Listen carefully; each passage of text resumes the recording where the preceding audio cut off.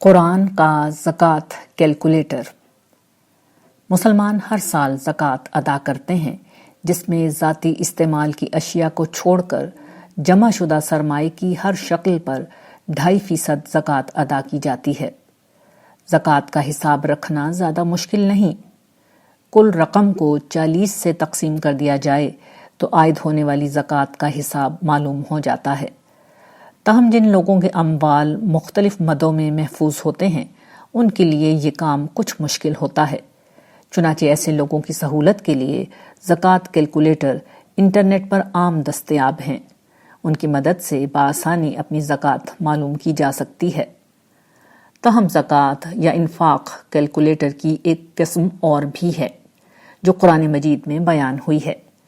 وہ یہ کہ اللہ تعالیٰ خرچ کیے گئے ہر پیسے کو 10 سے 700 گنا تک بڑھا دیتے ہیں، جبکہ ریاکاری اور لوگوں کو دکھانے کے لیے پیسے خرچ کرنے کی صورت میں ساری رقم 0 سے ضرب کھا جاتی ہے۔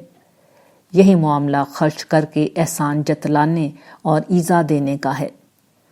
ہر بندہ مومن کی یہ ذمہ داری ہے کہ وہ قرآن مجید کے بیان کردہ اس کیلکولیٹر پر اپنے خرچ کا حساب ضرور کرے۔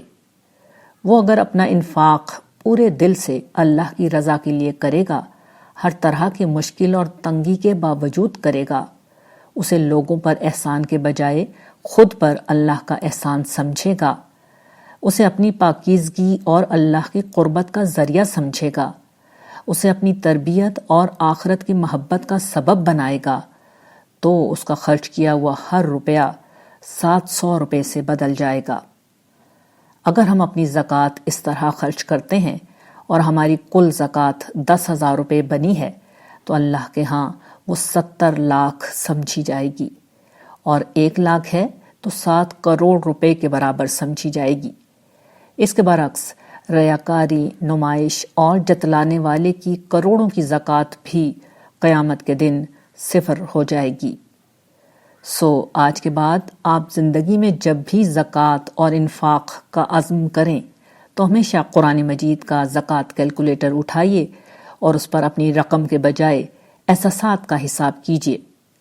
آپ کو معلوم ہو جائے گا فرشتے آپ کے نامہ اعمال میں کتنی رقم لکھ رہے ہیں۔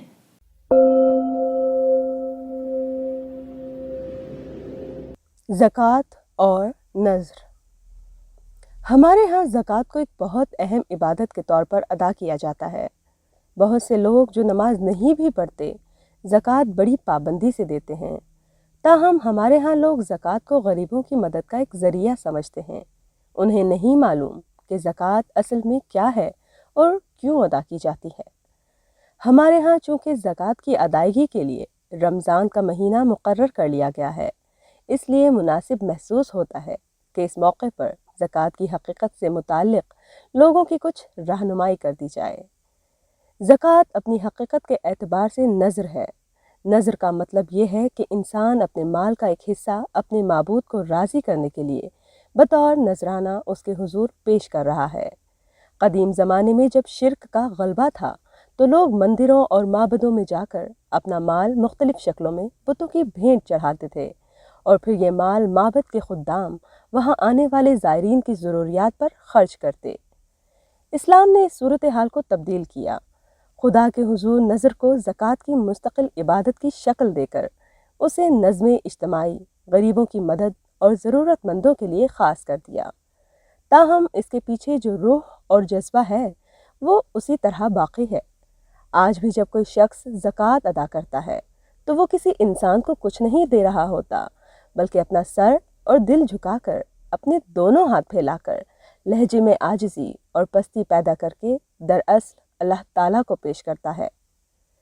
البتہ جو شخص سر اٹھا کر، احسان جتلا کر، دبنگ لہجے کے ساتھ انسانوں کو زکوٰۃ دینے کی کوشش کرتا ہے، اس کا مال تو خرچ ہو جاتا ہے، مگر پروردگار عالم کی بارگاہ سے ایسے شخص کو سند قبولیت نہیں ملتی، اس لیے کہ خدا کی بارگاہ میں کوئی گردن اس قابل نہیں کہ بلند ہو کر شرف قبولیت حاصل کر سکے۔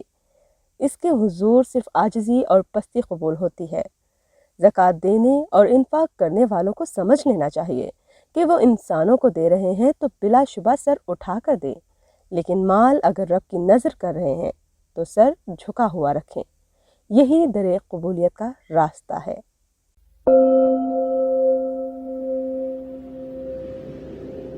ایک دن کا روزہ۔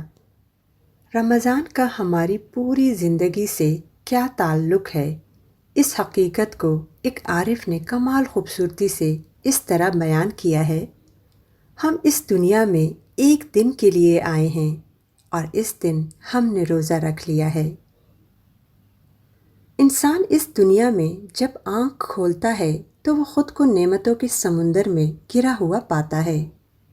اسے بھوک میں کھانا، پیاس میں پانی، نیند کے لیے پرسکون رات، کام کے لیے روشن دن، جینے کے لیے رشتوں کا تعلق اور رہنے کے لیے کرۂ ارض جیسا آرام دہ گھر ہی نہیں دیا گیا، بلکہ اس کی زبان کے لیے لذیذ ترین ذائقے، سماعت کے لیے نرم و شیریں آہنگ، بصارت کے لیے ان گنت رنگوں کی برسات اور قوت شامہ کو معطر کر کے روح تک اتر جانے والی خوشبوؤں کی مہک بھی عطا کی گئی ہیں۔ نعمتوں کی یہ حسین دنیا اسے بتاتی ہے کہ اس کا ایک خالق اور مالک ہے، جس کی مہربانیوں کے اعتراف میں اسے سراپا شکر اور سراپا اطاعت بن جانا چاہیے۔ اسے رب کی نافرمانی کے ہر راستے سے رک جانا چاہیے، مگر اس کی خواہشات، ضروریات، انسانی کمزوریاں اور حیوانی جذبات اکثر اسے اطاعت کے سیدھے راستے سے ہٹا کر نافرمانی کی پگڈنڈیوں پر لے جاتے ہیں، جن پر چلنے سے صرف جہنم کی منزل سامنے آتی ہے۔ ایسے میں رمضان کا روزہ اسے یاد دلاتا ہے کہ اسے کیسی اعلیٰ نعمتیں دی گئی ہیں، اور ان کے جواب میں اسے نافرمانی کے ہر کام سے رک کر عمر رواں کے بس ایک ہی دن کا تو روزہ رکھنا ہے، جس دن کے بعد حیات جاوداں کا وہ دور آئے گا جب ہر پابندی اٹھا لی جائے گی اور ہر سختی آسان کر دی جائے گی۔ یہی رمضان کی مشقت کا حاصل ہے۔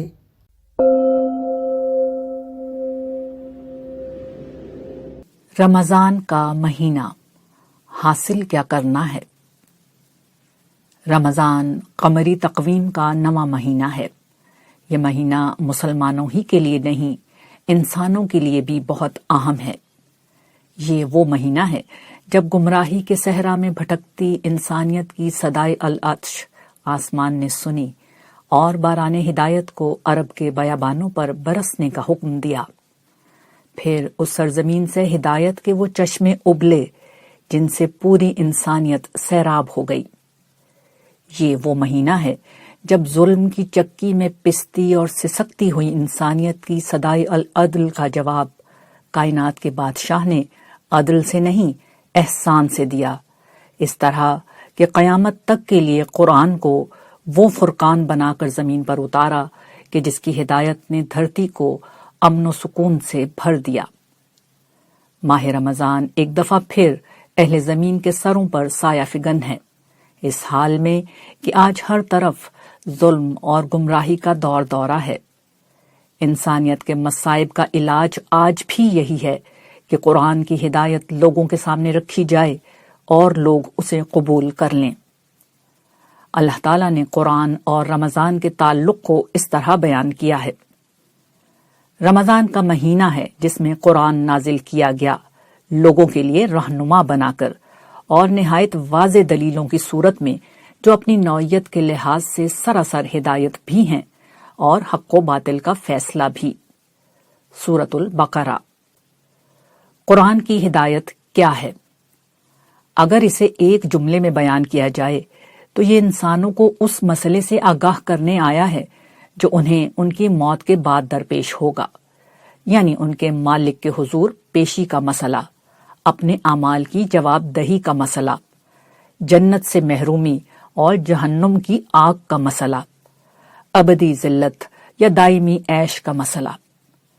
مگر بڑی عجیب بات ہے کہ یہ ہدایت جس کا تعلق دنیا سے نہیں آخرت سے ہے، زندگی سے نہیں موت سے ہے، انسانوں کی زندگی اور ان کی دنیا کے سارے مسائل کا واحد ممکنہ حل ہے۔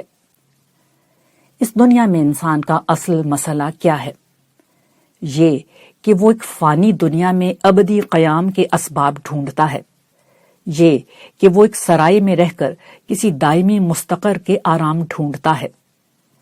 اقبال نے جو بات فرنگ کے لیے کہی تھی وہ ہر فرزند زمین کے بارے میں درست ہے۔ ڈھونڈ رہا ہے فرنگ عیش جہاں کا دوام، وائے تمنائے خام، وائے تمنائے خام۔ اس عیش اور آرام کی تلاش میں انسان خدا اور آخرت کو بھول جاتا ہے۔ وہ فانی دنیا کو اپنا مقصد بناتا اور ہر اخلاقی قدر کو فراموش کر دیتا ہے۔ نتیجہ یہ نکلتا ہے کہ انسان نوع انسان کا شکاری بن جاتا ہے۔ پھر ظلم اور گمراہی کی وہ ساری اقسام وجود میں آتی ہیں جن سے بحر و بر میں فساد پھیل جاتا ہے۔ انسانوں کی جان، مال، عزت و آبرو انہی جیسے انسانوں کے ہاتھوں پامال ہوتی ہے۔ انسان کا اخلاقی وجود اس کی حیوانی خواہشات کے سامنے ڈھیر ہو جاتا ہے۔ اس صورتحال کا واحد حل وہ قرآنی ہدایت ہے جو پوری قوت کے ساتھ قیامت کے ہولناک زلزلے سے انسانوں کو ڈراتی ہے۔ وہ اس روز سے انسانوں کو خبردار کرتی ہے جب زمین کوٹ کوٹ کر برابر کر دی جائے گی اور حسن و زینت کے تمام آثار مٹا کر زمین ایک چٹیل میدان بنا دی جائے گی۔ وہ دن کہ جب لوگ اپنے سوا ہر چیز کو بھول جائیں گے۔ اے لوگو، اپنے رب سے ڈرو، بے شک قیامت کی ہلچل بڑی ہی ہولناک چیز ہے۔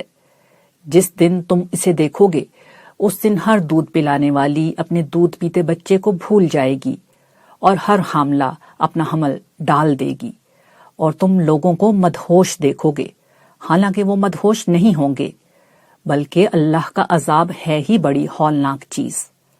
سورۃ الحج۔ جو لوگ قرآن کی اس پکار پر توجہ دیتے ہیں اور آخرت کی کامیابی کو اپنی منزل بنا لیتے ہیں، قرآن ان کے سامنے ایک واضح نصب العین رکھتا ہے۔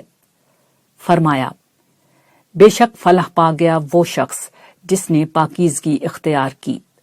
سورۃ الاعلیٰ۔ اور نفس گواہی دیتا ہے اور جیسا اسے سنوارا، پھر اس کی نیکی اور بدی اسے سجھا دی کہ فلاح پا گیا وہ جس نے اس کو پاک کیا اور نامراد ہوا وہ جس نے اسے آلودہ کیا۔ سورۃ الشمس۔ یہ آیات کھول کھول کر بتاتی ہیں کہ آخرت کی کامیابی کا تمام تر انحصار اس بات پر ہے کہ انسان اس دنیا میں اپنا تزکیہ کرتا ہے یا نہیں۔ یہ تزکیہ رہبانیت جیسی کوئی چیز نہیں، بلکہ ایمان و اخلاق کی آلائشوں سے خود کو بچانے کا عمل ہے۔ ان آیات سے یہ بات بھی واضح ہوتی ہے کہ نفس انسانی میں خیر و شر کا پورا شعور شروع دن ہی سے موجود ہے، اور اسی علم کی بنیاد پر انسان یہ جانتا ہے کہ اسے اپنے آپ کو کن آلائشوں سے بچانا اور کن چیزوں کو اختیار کرنا ہے۔ یہ حقیقت ہے کہ دنیا میں انسان اخلاق سے عاری نہیں بلکہ فطرت کا عطا کردہ پاکیزہ لباس پہن کر آتا ہے۔ اس لباس فطرت کے دامن میں شرک کا کوئی داغ اور الحاد کا کوئی دھبا تک نہیں ہوتا، اس پر ظلم کا میل اور ہوس کی گندگی نہیں لگی ہوتی، مگر دنیا میں موجود شیطانی ترغیبات، حیوانی خواہشات اور ماحول کے اثرات انسان کو گمراہی کے راستوں پر ڈال دیتے ہیں۔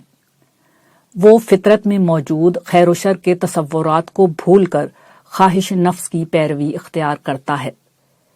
جیسے جیسے وہ اس راہ پر آگے بڑھتا ہے، یہ گرد آلود راستہ دامن دل اور لباس فطرت کو غلیظ سے غلیظ تر کرتا چلا جاتا ہے۔ غفلت کی دھول اور سرکشی کی کالک فطرت کے حسن کو نری غلاظت میں بدل دیتی ہے۔ انسان پہلے پہل خیر و شر کی تمیز کھوتا ہے اور پھر معاشرے میں ہر شر خیر اور ہر خیر شر بن جاتا ہے۔ فطرت میں پیدا ہو جانے والی اس کجی کو دور کرنے کے لیے اللہ تعالیٰ نے ہر دور میں پیغمبر بھیجے، کتابیں اتاری، بھولا ہوا سبق یاد دلایا، اور آخر میں رسول اللہ صلی اللہ علیہ وآلہ وسلم پر قرآن اتارا۔ قرآن نہ صرف تزکیے کے نصب العین کو انسانوں کے سامنے رکھتا ہے بلکہ ایمان و اخلاق اور فکر و عمل کی آلائشوں کی بھی نشاندہی کرتا ہے۔ قرآن کی اس ہدایت کی روشنی میں ہر بندہ مومن کی زندگی کا نصب العین یہ ہونا چاہیے کہ وہ اپنے آپ کو فطرت میں موجود اور قرآن میں بیان کردہ ان آلائشوں سے بچائے۔ انسان جیسے ہی یہ عمل شروع کرتا ہے، اس کا براہ راست نتیجہ اس کے اخلاقی وجود پر مرتب ہوتا ہے۔ شرک و الحاد کی گندگی کو دھونے کے بعد انسان اپنے جیسے انسانوں کو خدا بناتا ہے، نہ خواہش نفس کو اپنا معبود ٹھہراتا ہے۔ آخرت کی کامیابی کا نصب العین تقاضا کرتا ہے کہ انسان کی جان، مال، وقت اور صلاحیت کا ایک حصہ لازماً ذاتی مفادات سے بلند ہو کر صرف کیا جائے۔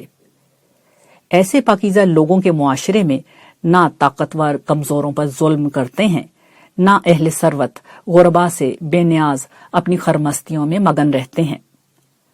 انسان اپنے ابنائے نو کے ساتھ اس یقین کے ساتھ معاملہ کرتے ہیں کہ کل روز قیامت ہر معاملہ رب العالمین کی عدالت میں پیش کیا جائے گا، وہ عدالت جہاں فیصلے مادی نہیں بلکہ اخلاقی قانون کی بنیاد پر ہوں گے۔ چنانچہ دھوکہ، فریب، بددیانتی، خیانت، جھوٹ اور معاشرے میں پائی جانے والی ان جیسی تمام اخلاقی گندگیاں اوصاف حمیدہ کے لیے جگہ چھوڑ دیتی ہیں۔ یوں دھرتی نور ایمان سے چمک اٹھتی ہے۔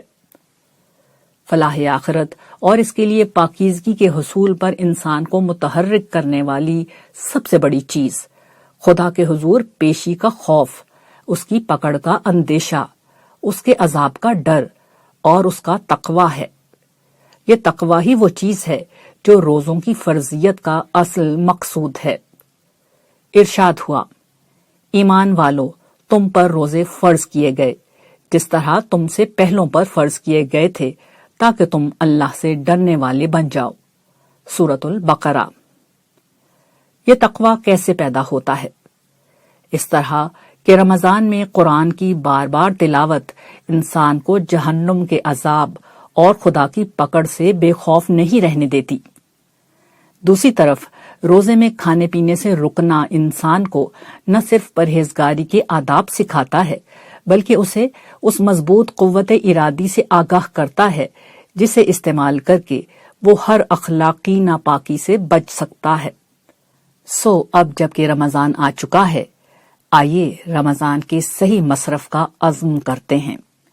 ایک ایسے معاشرے میں جہاں قرآن صرف ثواب کے لیے پڑھا جاتا ہے، آئیے قرآن کو ہدایت کے لیے پڑھنے کا عزم کرتے ہیں۔ یہ عزم کہ قرآن کو سمجھ کر پڑھیں گے، یہ جاننے کے لیے پڑھیں گے کہ قرآن جس دن کی مصیبت سے خبردار کرنے آیا ہے وہ کون سا دن ہے۔ فکر و عمل اور اخلاق و عقیدے کی ان گندگیوں کو جاننے کے لیے پڑھیں گے جن سے بچے بغیر جہنم کی آگ سے نہیں بچا جا سکتا۔ رمضان ثواب کا مہینہ ہے، آئیے اسے ہدایت کا مہینہ بنا دیں۔ یہ بھوک پیاس سے رکنے کا مہینہ ہے، آئیے اسے تقوی حاصل کرنے کا مہینہ بنا دیں۔ یہ قمری تقویم کا نواں مہینہ ہے، آئیے اسے ایمانی تقویم کا پہلا مہینہ بنا دیں۔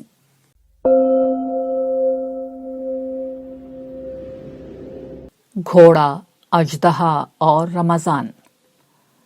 قرآن کریم سے معلوم ہوتا ہے کہ انسانی وجود کے دو بنیادی حصے ہیں۔ ایک اس کا روحانی وجود جس میں خیر و شر اور خدا اور آخرت کے تصورات ودیعت کیے گئے ہیں۔ دوسرا انسان کا حیوانی وجود جو انسان کے مادی جسم، شکل و صورت اور جبلی تقاضوں پر مشتمل ہے۔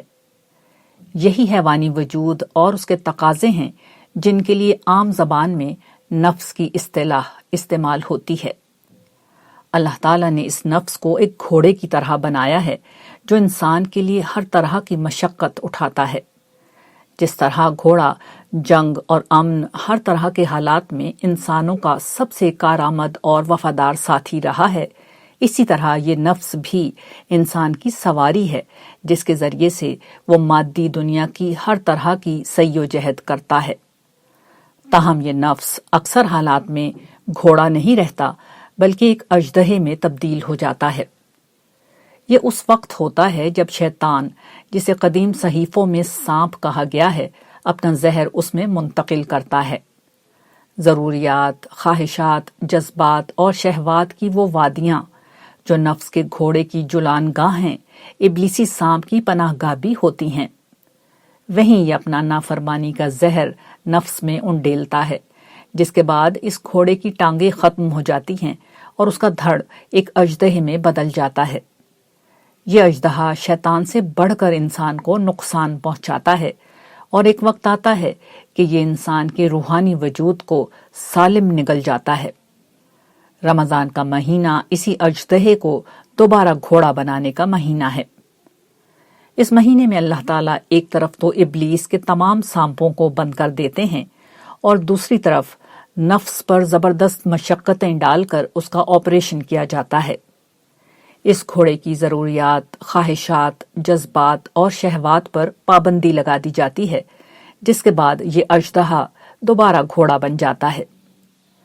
تاہم بہت سے انسان اس آپریشن کی اہمیت کو نہیں سمجھتے۔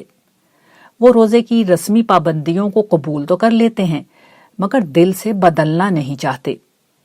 ایسے لوگوں کا نفس رمضان سے پہلے بھی اژدہا بنا رہتا ہے اور رمضان کے بعد بھی اس کی طاقت میں کوئی کمی نہیں آتی۔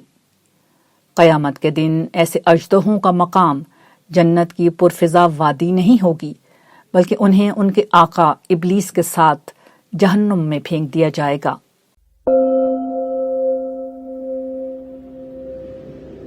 ایمان، حج اور جہاد۔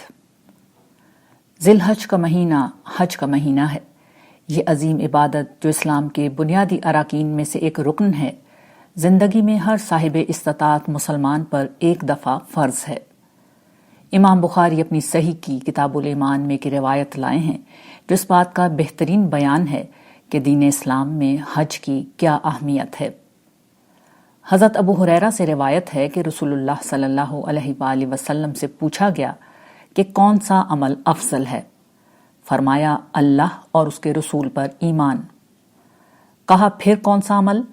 فرمایا اللہ کی راہ میں جہاد۔ پھر پوچھا گیا پھر اس کے بعد؟ تو فرمایا حج مبرور۔ بخاری رقم 26۔ یہ حج مبرور کیا ہے؟ اس کو ایک دوسری روایت میں اس طرح واضح کیا گیا ہے: جو شخص اللہ کے لیے حج کرے پھر اس میں کوئی شہوت یا نافرمانی کی بات نہ کرے تو وہ حج سے اس طرح لوٹتا ہے جس طرح اس کی ماں نے اسے آج جنا ہے۔ بخاری رقم 1819۔ اس حج مبرور کا بدلہ ایک روایت میں اس طرح بیان ہوا ہے: عمرے کے بعد عمرہ ان کے درمیان ہونے والے گناہوں کے لیے کفارہ ہے، اور سچے حج یعنی حج مبرور کا بدلہ تو صرف جنت ہی ہے۔ بخاری رقم 1773۔ اس میں کوئی شک نہیں کہ اپنی نوعیت کے اعتبار سے حج دین ابراہیمی کی سب سے جامع عبادت ہے، جسے تمام عبادات کا منتہائی کمال کہنا کوئی مبالغہ نہیں۔ اس حقیقت کو سمجھنے کے لیے کوئی عالم ہونے کی ضرورت نہیں۔ ہر وہ شخص جس نے زندگی میں یہ سعادت حاصل کر رکھی ہو، وہ اپنے تجربے سے اس حقیقت کو سمجھ سکتا ہے۔ اس کا سبب یہ ہے کہ بندہ مومن صرف اللہ پر ایمان اور اس کے رسول کے طریقے پر اپنی جان پر دکھ جھیلتا، مال کو خرچ کرتا، گھر، وطن اور رشتے ناتوں کی دوری سہتا، احرام کی سخت پابندیاں خود پر لگاتا ہوا صرف اللہ کی رضا کے لیے اس کے گھر پر حاضر ہوتا اور مناسک حج ادا کرتا ہے۔ یہی وہ قربانی ہے جو ایمان اور جہاد کے بعد حج مبرور کو سب سے بڑا عمل بنا دیتی ہے۔ تاہم ان سب کے ساتھ حج کو حج بنانے والی چیز یہ حقیقت ہے کہ حج دراصل جہاد کی تمثیل ہے۔ یہ اس جنگ کی تمثیل ہے جس کا اعلان روز ازل شیطان نے یہ کہہ کر کیا تھا کہ لَأُغْوِيَنَّهُمْ أَجْمَعِينَ، یعنی میں ان سب کو گمراہ کر کے دم لوں گا۔ اس اعلان کے ساتھ ہی شیطان اور اس کی ذریت کی آدم اور اولاد آدم کے ساتھ ختم نہ ہونے والی جنگ شروع ہو گئی۔ بدقسمتی سے ہر دور میں انسانوں کی اکثریت اس جنگ میں اپنے باپ آدم علیہ السلام کے ساتھ کھڑے ہونے کے بجائے شیطان کے ساتھ جا کر کھڑی ہو جاتی ہے اور اس کی طرف سے جنگ شروع کر دیتی ہے۔ ایسے میں ایمان کا قلادہ گلے میں ڈالے اور اطاعت کا عہد کیے ہوئے سچے مسلمان خدا کی طرف سے جنگ کے لیے کھڑے ہو جاتے ہیں۔ وہ خواہشات کے تیروں اور شہوات کے شیطانی نیزوں کا مقابلہ صبر کی آہنی ڈھال سے اور تعصبات کی ہر فصیل کو حق پرستی اور سچائی کی تلوار سے فتح کر لیتے ہیں۔ حج ایسے ہی لوگوں کے لیے گویا ایک تربیتی کورس ہے۔ یہ مومن ابراہیمی صدا پر لبیک کہتے اور دنیاوی زیب و زینت اور لطافت کو ترک کر کے اپنے گھروں سے نکل کھڑے ہوتے ہیں۔ ان کا پہلا پڑاؤ منا کے فوجی کیمپ میں ہوتا ہے، پھر عرفات میں امام کے خطبے کی شکل میں لشکر کشی سے پہلے واعظ و نصیحت اور اللہ سے دعا وزاری کا اہتمام ہوتا ہے۔ سفر جہاد کی تمثیل میں نماز جمع اور قصر کرتے ہوئے یہ لشکر مزدلفہ پہنچتا اور صبح دم اپنے رب کو یاد کرتا ہوا غنیم پر جا پڑتا ہے۔ یہی وہ عمل ہے جسے مناسک حج کی اصطلاح میں رمی جمار یا شیطانوں کو کنکریاں مارنے کا عمل کہتے ہیں۔ اس پہلے حملے کے ساتھ ہی قربانی دے کر خود کو رب کی راہ میں قربان کر دینے کا عزم کرتے، سر منڈوا کر اس کا شرف غلامی حاصل کرتے اور اس کے گھر کا طواف کر کے اس کو مرکز زندگی بنا کر اپنی زندگی گزارنے کا عزم کرتے ہیں۔ پہلے دن صرف پہلے بڑے شیطان پر اور اگلے 2 یا 3 دن تک تینوں شیطانوں پر یہ مومنانہ سنگ باری حملے جاری رہتے ہیں۔ یہ 3 شیطان بھی دراصل ان 3 چیزوں کی علامت ہیں جہاں سے انسان سب سے زیادہ گمراہ کیا جاتا ہے۔ پہلا ابلیس اور اس کی ذریت، یہ سب سے بڑی شیطانی قوت ہے۔ دوسری انسان کا اپنا نفس، جو اگر خود پر غالب آ جائے تو شیطان کا سب سے بڑا ساتھی بن جاتا ہے۔ تیسرا انسان کا ماحول اور اس میں پائی جانے والی شیطانی ترغیبات۔ یہی وہ 3 مقامات ہیں جہاں انسان کو زندگی بھر شیطانی وسوسہ انگیزیوں کے خلاف لڑتے رہنا ہوتا ہے۔ اس سنگ باری کے بعد یہ مجاہد اس عزم کے ساتھ گھروں کو لوٹتے ہیں کہ زندگی بندگی میں گزرے گی اور شیطان کا ازلی چیلنج پورا نہیں ہوگا کہ خدا بندے کو شکر گزار نہیں پائے گا۔ بدقسمتی سے دور حاضر میں لوگ بڑی تعداد میں حج کرنے تو جاتے ہیں، مگر انہیں حج کی یہ حقیقی اسپرٹ نہیں بتائی جاتی۔ چنانچہ وہ اسے مناسک کا ایک مجموعہ سمجھ لیتے ہیں جسے برے بھلے طریقے پر ادا کر دیا جاتا ہے۔ بلا شبہ مالی اور بدنی طور پر قربانی دے کر جب حج کیا جائے تو اس کا اپنی جگہ بڑا اجر ہے، مگر جب لوگ اسپرٹ سے واقف ہی نہیں ہوتے تو پھر ان کی زندگی میں وہ حقیقی اسپرٹ پیدا نہیں ہوتی۔ وہ اکثر اوقات اسے گناہ بخشوانے کا ایک سفر سمجھتے ہیں اور واپس آ کر وہی شیطان کی پیروی کی زندگی گزارنے لگتے ہیں جیسی وہ پہلے گزار رہے تھے۔ لیکن اسپرٹ اگر بار بار دہرائی جائے تو انسان کا حج صرف ایک سفر نہیں رہتا، بلکہ یہ زندگی کا ایک نیا آغاز بن جاتا ہے۔ وہ آغاز جس کی آج ہمارے معاشرے کو سب سے بڑھ کر ضرورت ہے۔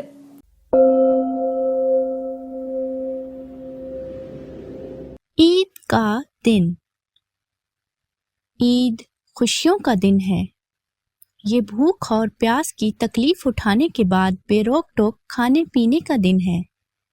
یہ مہینہ بھر رمضان کی مشقت جھیلنے کے بعد ایام عید کی تفریح، راحت اور سرور کا نام ہے۔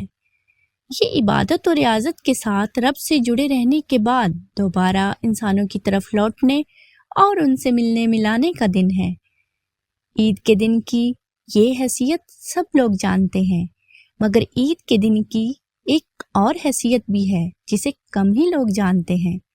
وہ یہ کہ عید کا دن اہل ایمان کے لیے جنت میں داخلے کی ریہرسل اور یاد دہانی کا دن ہے۔ اس دنیا میں اللہ تعالیٰ نے اپنے بندوں کو امتحان کے لیے پیدا کیا ہے۔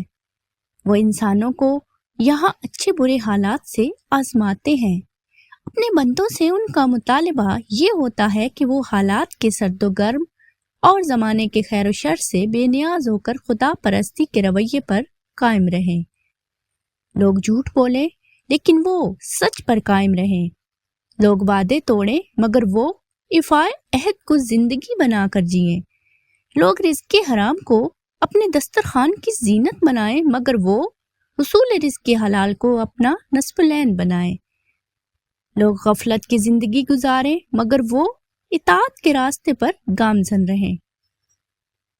یہ اور ان جیسے مطالبات کو پورا کرتے ہوئے زندگی گزارنا کوئی آسان کام نہیں۔ یہ روزے کی بھوک پیاس برداشت کرنے جیسا مشکل عمل ہے، مگر جو لوگ 60-70 برس کی مختصر عمر میں یہ کر گئے انہیں ہمیشہ کے لیے نعمتوں بھری جنت میں داخل کر دیا جائے گا، جہاں ہر چیز بلا روک ٹوک انہیں ملتی رہے گی۔ جس دن یہ ہوگا وہ ان کی زندگی کا سب سے خوبصورت دن ہوگا۔ عید کا دن اسی آنے والے دن کی یاد دہانی ہے جب رکنے، ٹھہرنے، صبر کرنے کے سارے مطالبات ختم کر کے اہل ایمان پر ختم نہ ہونے والی خوشیوں کے دروازے کھول دیے جائیں گے۔